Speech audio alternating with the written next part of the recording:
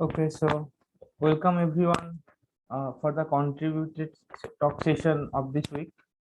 And for the first talk, we have today Zipeng Wang from Chongqing University, and he will talk about branching type stochastic process and Toeplitz operators on rooted trees. Please. Okay, thank you. Thank you very much. Thanks, the organizer. First, it's my honor to be a talk here. Today, I would like to talking about a new process, the stochastic process on the tree, and then respect to this test here, we will introduce the new Toeplitz operators on the root trees. Such Toeplitz operators will also can be viewed at a type of Toeplitz operators on the free semi-group. Okay, this will be based on my joint work with Yan Qiqiu at Wuhan University. First, we start this talk with the classical definition of positive definite functions. Here we study with the positive definite function defined on the integral z. We call a function alpha is positive definite if and only if this metric is non-negative definite. By the classical Herglotz-Bochner theory, we know that the function alpha is positive definite if and if it is indeed Fourier coefficients of some positive measure mu on T. Indeed, alpha n is equal to mu hat n is defined in this way. So also we can talk about the positive definite function on the natural number set of natural number n through its natural extension to z. Here the nature extension means that we define the value alpha minus n by the bar of alpha n. Here n is a natural number, then alpha is a function on z. Since it is a function on z, we have defined positive definite function on z, so we can talk about the positive definition on n. Also, it is a natural connection between the positive definite functions and the stationary stochastic process. By the classical theory, we know that in substance, a positive definite function is equal to, we talk about a stationary process. Here, we have the following classical result. A function alpha on z is positive definite if and only if there exists a mean zero weakly stationary stochastic process action on z, such as the coarse structure is determined by such positive definite function, which means that the covariance of xn under xn plus k is equal to alpha k. Here, the stationary the mean zero means that the expansion of each xn is equal to zero, and the stationary means that when you move when the every two random variable from xn with the same time difference, then they have the same coherence structure. Then we have known that recall the Herglotz-Bochner theory. Such positive definite function is determined by a unique measure mu on T. So weakly stationary process is also determined by such measure.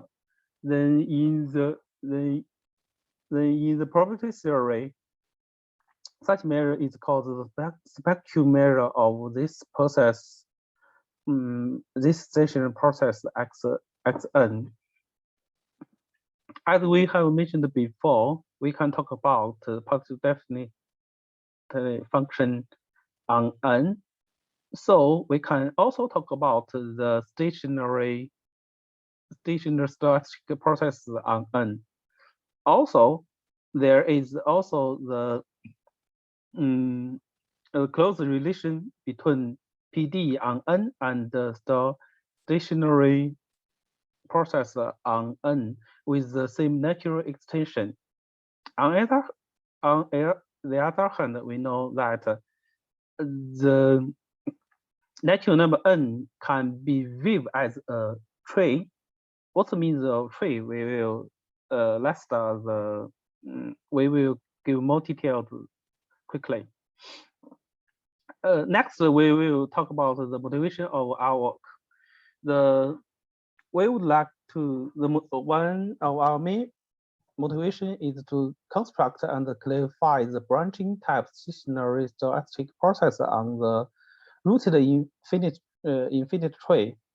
We will quickly soon give the definition of what is the branching type stationary process and what is the meaning of rooted infinite tree. Since we do not need the precise definition of infinite tree, let's start with key examples of rooted tree, which called the rooted infinite homogeneous tree. We use a key example which called the T2. T2 means that here in this graph we have a marked point E called the rooted vertex. For each vertex, other vertex, it has 2 and only 2 children.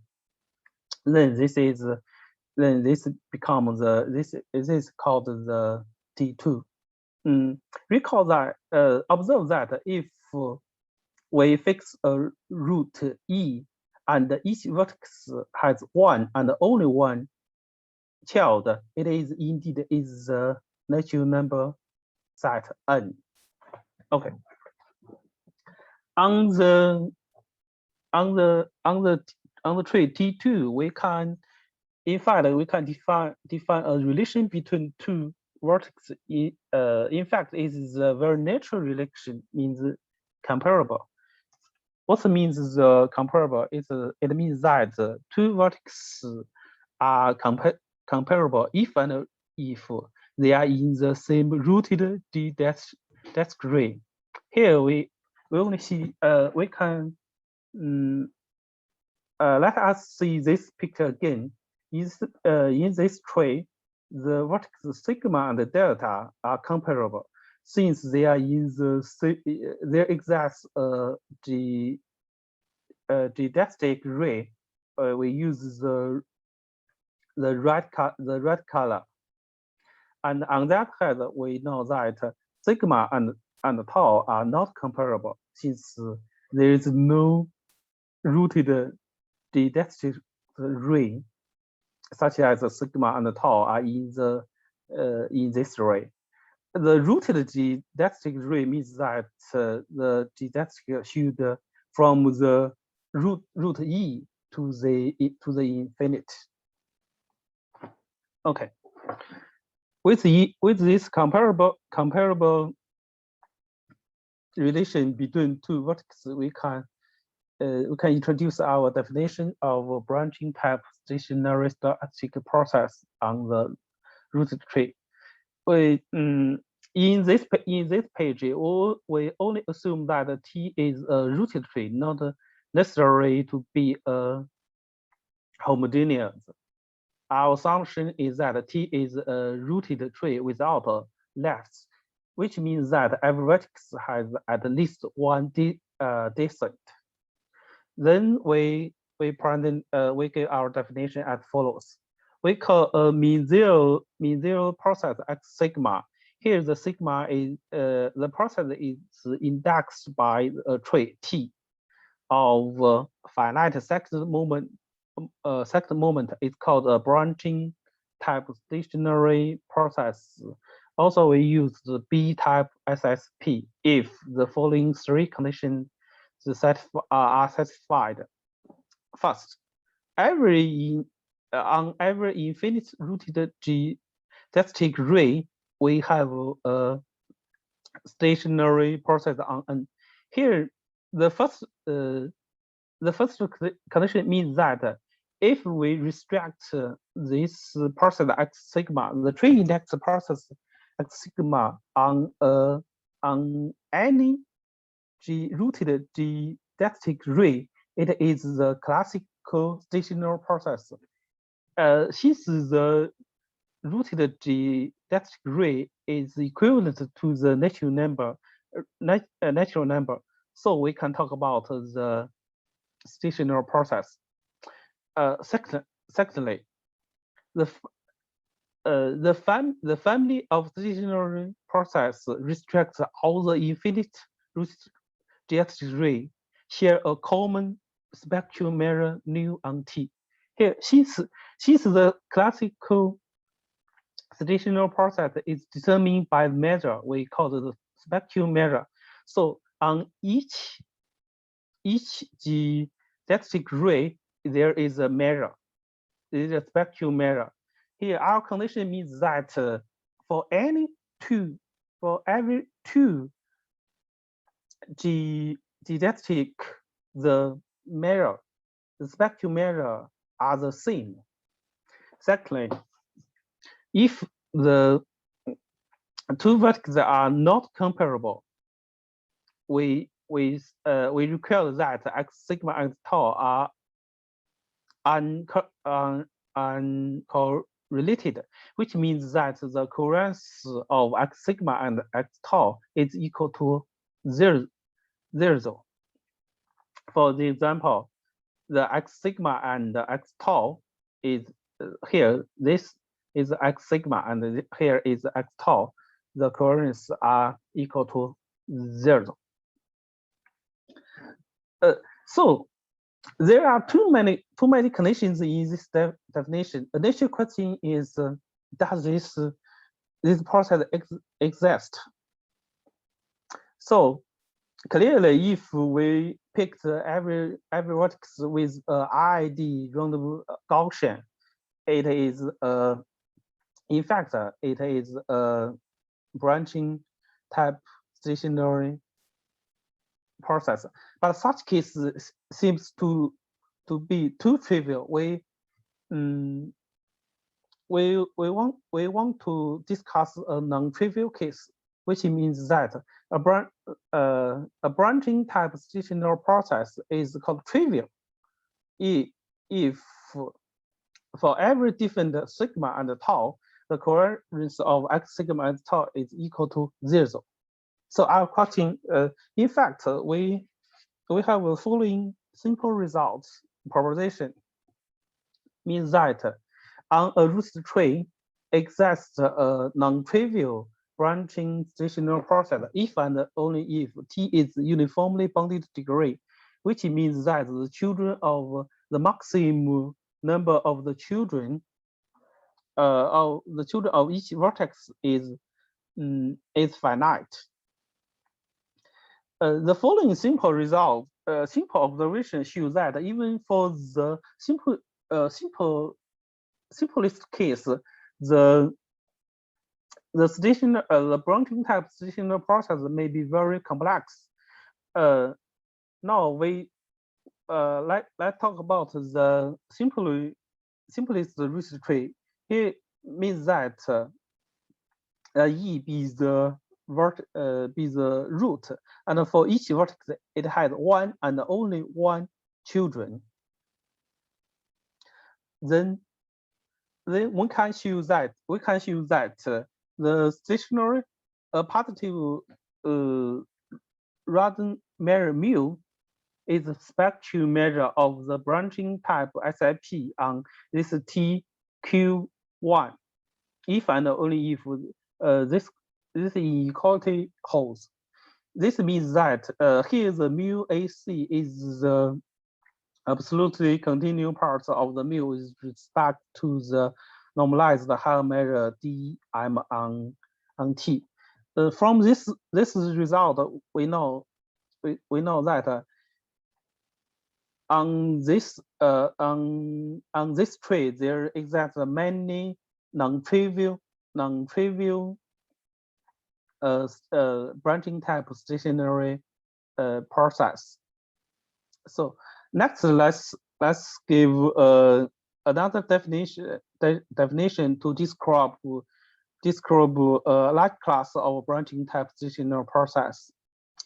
We restrict our attention to TQ is the rooted Q homogeneous trees, which means that each vertex has and only has Q children.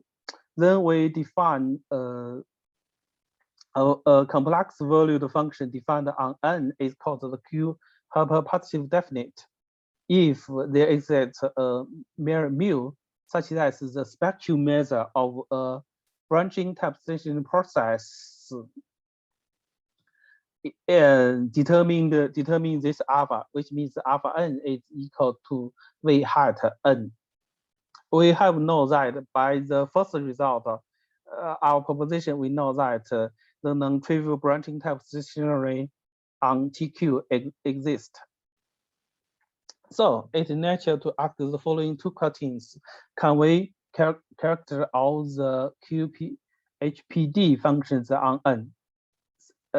Secondly, can we construct all the branching stationary stochastic process on TQ? In fact, from the definition of HPD, you know that those two questions, in fact, is equivalent to each other. Indeed, we obtained the following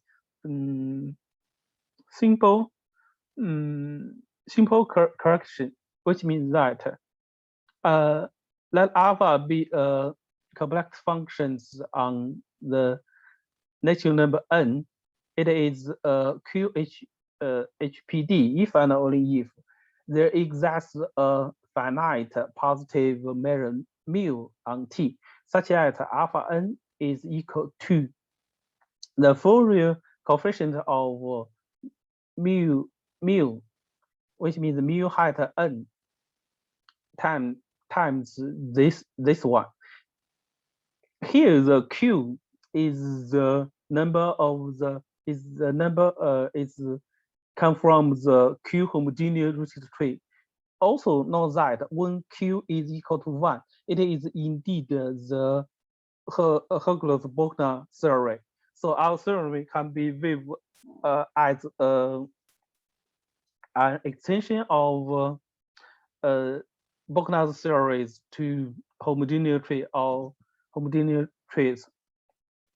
As a corollary, it is easy to see that when the spectrum measure of branching type stationary process on TQ is absolutely continuous with respect to the Lebesgue measure, and its radon nickname directive is real analytics. Next, I would like to give some applications. First, we want to talk about the prediction theory. It is known that for the classical stationary process, the classical Szego first theorem presents a completely prediction theory for stationary process. For our case, which means for the branching type SSP, we also give a prediction series through the Szego first theorem, which means that alpha be the HPD, and X sigma is a branching SSP. Then we know that the distance between XE pair E is is a random variable at the root between the space of other vertices is equal to this one, because this one is exactly equal to the classical case. Another result is application is about the hyper-contractive inequality for the classical Hankel operators. We quickly recall the HO2T is the Hardy space such that the F00 equal to 0, and the H-2T is the it's defined in this way. So we can define the root projection from L to D onto the H-2 H-2T. Then we can define the classical Hankel operator H phi with a symbol phi in L2T in this way. A summarizing application of our main result is given in the following ways, which means that assume phi is 2 HPD, then we can show that we can prove this inequality. Since this L infinity norm is less or equal than the L2 T phi norm of F, then this is can be viewed as a hyper-contractive inequality for the Hankel operator.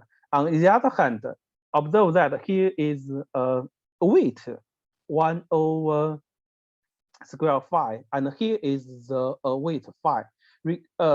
Since phi is HPD, then it is positive. Then this inequality can be also viewed as a two-weight inequality of Hankel operators. By the way, we don't know how to characterize the function, the general function phi, such that this inequality hold. Next, we will give a quick introduction to our applications on the branching Toeplitz operators. Now we recall here is our key example of T2 and the comparable on the T. And here is the definition of our branching stationary process. Our point is that the covariance metric of B-type SIP is given in this way: T. When sigma and tau are comparable, then the covariance metric is here, and is this one. And for others, which means the sigma and tau are not comparable, it is equal to 0. When the Q is equal to 1, in fact, it is the classical Toeplitz operators on the Hardy space. So motivated by this, we define the branching Toeplitz metric K alpha on TQ for a function alpha on Z. The elements of K alpha is given in this way. One natural question is how to what are the operator theoretical property of this branching Toeplitz operator on L2 TQ. When Q is equal to 1, it is indeed the Hardy space. In fact, we have the following result. We can describe the boundedness, the Brown-Harmons type theory, and the Axe-Chang Sarson-Warburg type theory on the semi-commutator, and other operator properties. Also, we also find a non-commutator version of our branching Toeplitz operators. We also give an application of the our finite branching Toeplitz matrix and its relation between the classical Toeplitz metric normal estimate of classical Toeplitz metric matrix. This is our another paper, archive preprint paper. If you want to more details, you can find more details on this paper. I think I must stop here. Thanks for your attention. Thank you, Zipeng, for this beautiful talk. So, is there any question or comments to Zipeng?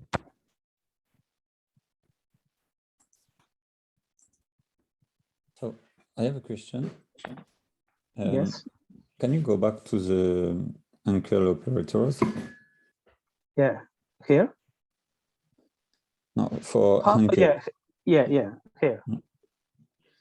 Yeah. So did you say that this inequality characterizes the two HPD function? Yeah, it is very surprising for a mysterious for us why he is the two HPD. This is we need the two.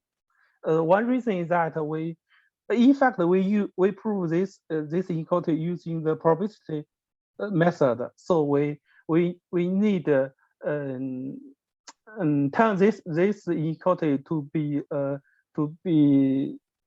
certain estimate of branching type SSP, the positive of branching type SSP. So we need two HPD. Okay, so the reverse implication is true. In fact, we don't know. We don't know the general case. I don't understand. Okay, so you have this implication by the theorem, and if I want the reverse implication, is it true? In fact, that's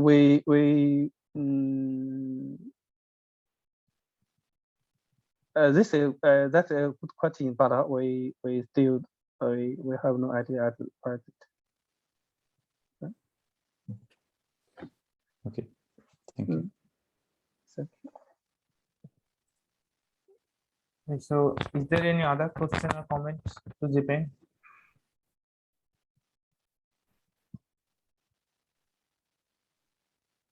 So, if not, let's thank Zipeng once again. So, thank you. Thank you. I have to stop my share. Yes, please.